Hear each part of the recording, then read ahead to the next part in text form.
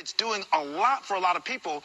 And you also, by the way, you post controversial tweets, and you're a comedian, and you talk about it. This is one that stuck out. And since with the doctors, I want to point to this one. You said, quote, turns out the people dying from COVID are old or sick or both. How many of you bleeps got played, and who's going to get played next time? What exactly were you trying to say there? Exactly what I said. It's exactly what I mean. So it's all there. Only old and sick people are dying from COVID? Overwhelmingly.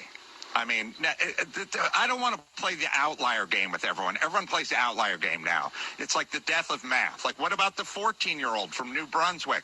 Fine. I give you that. It's old people and people with pre-existing conditions. But aren't they valued? I mean, geez, my goodness. This, to me, regardless of your age or pre-existing condition, you have a life. You got one life. Yeah. I want you to live. I don't want you dying prematurely. I'm with you. But don't sell it to us like healthy people need to be locked down. They kept the information. They didn't give us information about old people and pre-existing conditions. We didn't get that early on. It was just lock it down. It's killing this many people. But they wouldn't give us ages.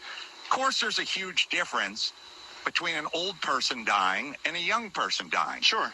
I never said this thing didn't kill people. I didn't say it wasn't dangerous or insidious or anything like that. What I'm saying is give us perspective on it. And yes, you should act differently depending on your situation. I'm in a low-risk zone myself, and my home is filled with low-risk people, so I act differently than my friend does with his 90-year-old mother. Sure, yeah. No, I agree with you in the fact that the media has not done a great job in really presenting COVID in its full. I'll be honest with you, and I do believe that there's some of that.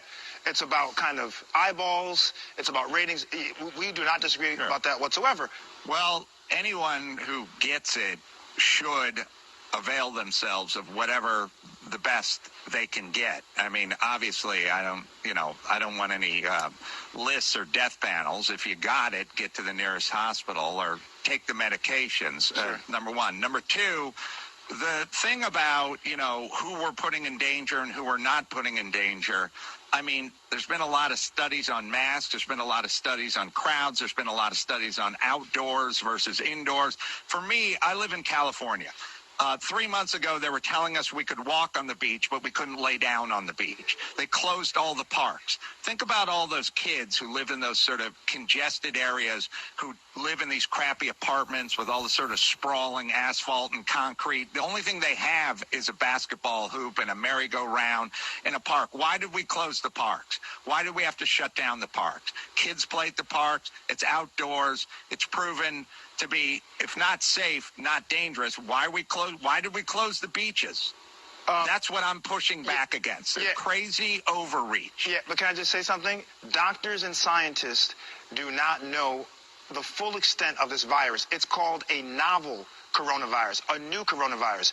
Doctors are learning on the fly, and doctors have been honest and said, we don't have all the answers. We're going with the best science that we have, with what we know at the current time. It may change next week, but the public has to allow us as professionals to be able to read the data, accept new data, and be able to make changes without people saying, oh, you guys know nothing. You said this last week, now you're saying this week.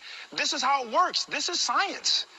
I agree, but not lying down on the beach is not science. Well, everyone knew the answer to that. The parks as well. Gavin Newsom just had a big party out here with a bunch of different families, okay? So shall we listen to Gavin Newsom? Because he's just following the science, except for not for him.